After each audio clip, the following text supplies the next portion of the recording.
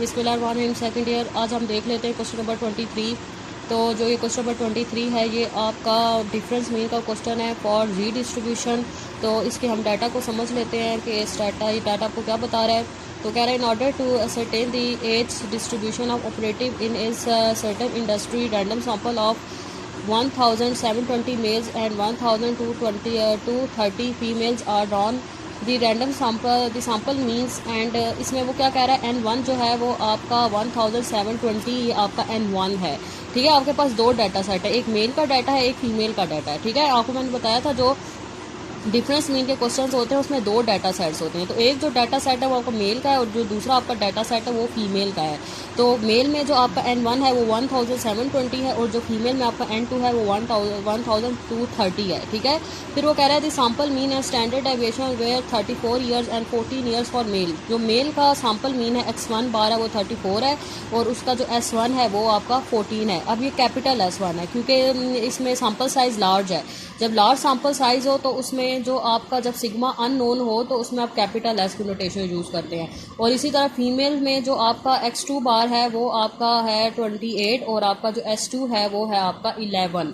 ठीक है, और 90% कॉन्फिडेंस इंटरवल से आपने सॉल्व करना है। फिर वो कह रहा है कि the mean age of all male operative, सबसे पहले आपने कॉन्फिडेंस इंटरवल मेल्स के लिए निकालना है, फिर आपने कॉन्फिडेंस इंटरवल फीमेल के लिए निकालना है, फिर आपने कॉन्फिडेंस इंटरवल डिफरेंस मीन के लिए निकालना है। ठीक है क्लास, तो अब इस क्वेश्चन में पहचान क्या है कि आप जी लगा रहे हैं, टी लगा रहे हैं, कौन सा फार्मूला लगा रहे हैं। सबसे पहले तो इसमें आप सैम्पल साइज देखें। सैम्पल साइज इसमें क्या है, लार्ज है, ग्रेटर देन 30 है, तो इसमें कौन सी डिस्ट्रीब्यूशन लगेगी, जी डिस्ट्रीब्यूशन लगेगी। सेकंड आपने देखना है कि इसमें आपने जो है सिग्मा जी डिस्ट्रीब्यूशन लगा रहे हैं तो सिग्मा नोन लगाएंगे या सिग्मा अननोन लगाएंगे। तो सिग्मा अननोन है क्योंकि इसमें जो आपका मैंने बताया था कि जब सैम्पल साइज के सैम्पल मीन के साथ ही स्टैंडर्ड डेविएशन की बात कर रहा हो तो वो अननोन की निशानी होती है। ठीक है, तो इसमें सैम्पल मीन के साथ ही स्टैंडर्ड डेविएशन की बात कर रहा है, इसका मतलब ये कैपिटल एस है, ये सिग्मा नहीं है।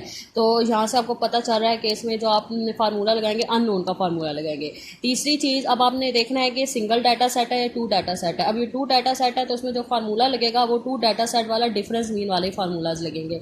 लेकिन ये क्वेश्चन और है, इस क्वेश्चन में उसने 3 पार्ट्स दिए हुए हैं। पहले वो कह रहा है आपने मेल के लिए करना है, सेकंड में कह रहा है फीमेल के लिए करना है और थर्ड में वो कह रहा है आपने डिफरेंस के लिए करना है।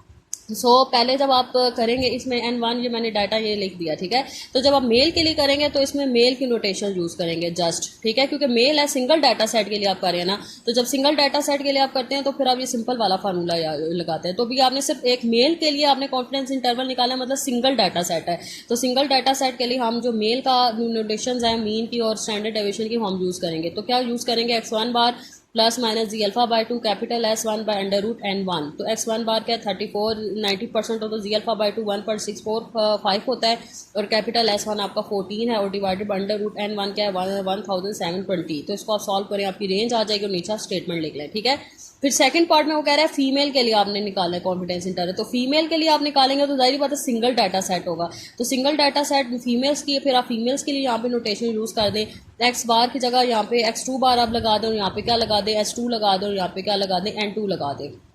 तो इस तरह होगा X2 bar plus minus Z alpha by 2 capital S2 by under root N2। इसमें आप इसमें वैल्यूज पुट करें और आपकी रेंज आ जाएगी। फिर तीसरे पार्ट में कह रहा है डिफरेंस के लिए करें। तो डिफरेंस के लिए फिर आप कौन सा डिफरेंस वाला फार्मूला अप्लाई करते हैं, क्योंकि डिफरेंस में आप दो डाटा सेट्स का जो डिफरेंस में क्या होता है, दो डाटा सेट्स होते हैं।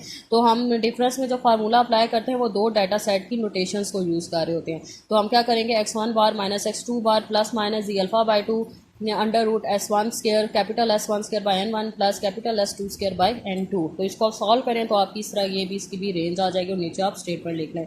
डिफरेंस मीन की जो मैंने डिफरेंस मीन वाली स्टेटमेंट बताई थी वो वाली लिखें और जो सिंपल मीन की जो मैंने स्टेटमेंट बताई थी यहाँ पे वो वाली स्टेटमेंट आप मेंशन करें। ठीक है, ये आपको क्लियर हुआ? अगर आपको इसमें भी कुछ समझ नहीं आ रहा तो हम मुझसे पूछ लें।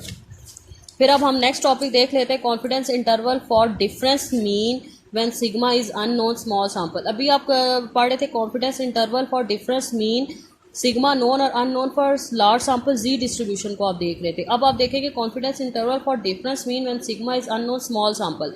तो अब आप स्मॉल सैंपल मतलब इसको डिफरेंस मीन को टी डिस्ट्रीब्यूशन के लिए देखेंगे और टी डिस्ट्रीब्यूशन में आपका सिग्मा हमेशा अननोन होता है। जी डिस्ट्रीब्यूशन में आपका सिग्मा नोन भी होता है और सिग्मा आपका अननोन भी होता है, लेकिन टी डिस्ट्रीब्यूशन में आपका सिग्मा हमेशा अननोन होता है। जी डिस्ट्रीब्यूशन आपका लार्ज सैंपल के लिए होता है और टी डिस्ट्रीब्यूशन आपका स्मॉल सैंपल के लिए होता है, ठीक है। तो अभी आप जो पीछे क्वेश्चन कर रहे थे डिफरेंस मीन के, वो आप जी के कर रहे थे फॉर सिग्मा नोन और अननोन। अब हम करेंगे difference mean for t distribution, और इसमें क्या होता है सिग्मा अननोन होता है। तो इसका ये फार्मूला है x1 bar minus x2 bar plus minus t alpha by two n1 plus n2 minus two S P under root 1 by n1 plus 1 by n2। Difference mean का ये जो डिग्री ऑफ फ्रीडम होता है वो ये होता है n1 प्लस n2 माइनस 2। जो सिंपल मीन आप करते हैं कॉन्फिडेंस इंटरवल और मीन जो कर रहे थे सिंपल मीन कर रहे थे, उसका डिग्री ऑफ फ्रीडम क्या होता है n-1। जो सिंगल डाटा सेट होता है, जो सिंपल आप कॉन्फिडेंस इंटरवल फॉर मीन कर रहे होते हैं, तो उसका डिग्री ऑफ फ्रीडम n-1 होते हैं। लेकिन डिफरेंस मीन का डिग्री ऑफ फ्रीडम क्या होता है n1 प्लस n2 और माइनस 2, ठीक है। ये क्लियर हो रहा है आपको। जो कॉन्फिडेंस इंटरवल फॉर मीन था, जो सिंपल आपने फार्मूला पढ़ा था, उसका डिग्री ऑफ फ्रीडम क्या होता है n-1। लेकिन जो confidence interval for difference mean होता है, उसका ये डिग्री ऑफ फ्रीडम होता है n1 प्लस n2 माइनस 2, ठीक है। ये इसका डिग्री ऑफ फ्रीडम है। और ये एस पी स्क्वायर के मैंने 3 फार्मूलाज लिखे हैं। तीनों फार्मूलाज आपने अच्छे से याद करने, क्योंकि अकॉर्डिंग टू डाटा तीनों फार्मूला में से कोई भी, क्योंकि डाटा पे डिपेंड करता है। जिस तरह का आपको डाटा दिया हो फिर आप वही फार्मूला इसमें अप्लाई करेंगे एस पी स्क्वायर का, ठीक है। आप पहले ये टर्म निकालेंगे, जब क्वेश्चन सॉल्व करेंगे पहले आप ये टेबुलेटेड वैल्यू निकालेंगे, फिर आप एसपी निकालेंगे, उसके बाद आप इसमें पुट करके कॉन्फिडेंस इंटरवल को सॉल्व करेंगे, ठीक है। ये एस पी स्क्वायर का ये formula n1 minus 1 s1 square plus n2 minus 1 s2 square, ये स्मॉल s1 स्क्वायर और ये small s2 square divided by n1 plus n2 minus 2, क्योंकि टी डिस्ट्रीब्यूशन में जो s की नोटेशन होती है वो स्मॉल में आप लिखते हैं। और एक ये formula summation x1 minus x1 bar का whole square plus summation x2 minus x2 bar का whole square divided by n1 plus n2 minus 2, और एक आपका ये फार्मूला है। तो अब हम देख लेते हैं क्वेश्चन नंबर 25। ये आपका टी डिस्ट्रीब्यूशन का क्वेश्चन है फॉर डिफरेंस मीन।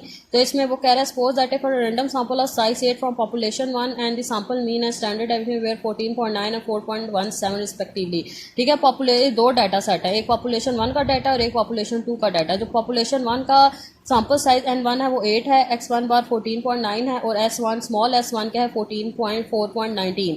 इसी तरह पॉपुलेशन 2 का जो सैंपल साइज n2 है वो 5 है, x2 बार जो है 10.6 है और उसका जो स्टैंडर्ड डेविएशन स्मॉल s2 है वो 3.62 है। अब इसमें आपने 90% कॉन्फिडेंस इंटरवल से इसको सॉल्व करना है।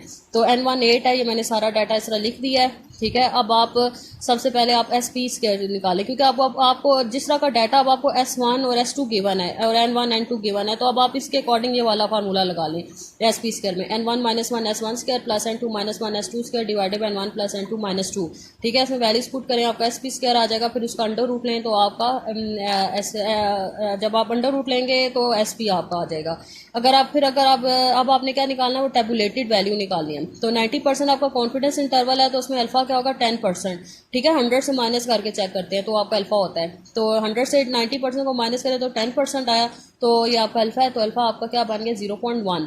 तो अब आप पहले इसकी टेबुलेटेड वैल्यू सॉल्व कर लें, T alpha by 2 n1 plus n2 minus 2। तो अल्फा 0.1 है और डिवाइडेड बाई 2, n1 8 है, n2 5 और माइनस 2। तो 0.1 को 2 पे डिवाइड करें 0.05 और 8 प्लस 5 माइनस 2 करें तो 11। अब आप इसको टी के टेबल में 0.05 को 11 में देखें तो आपकी वैल्यू आएगी 1.796, ठीक है। अब आपका ये फार्मूला है difference mean for t distribution. तो ये इसमें पुटी क्या formula x1 bar minus x2 bar plus minus t alpha by 2 n1 plus n2 minus 2 S P under root 1 by n1 plus 1 by n2। तो x1 बार आपका क्या है 14.9, x2 बार आपका क्या है 10.6, ये अभी आपने वैल्यू क्या निकाली है पूरी 1.796।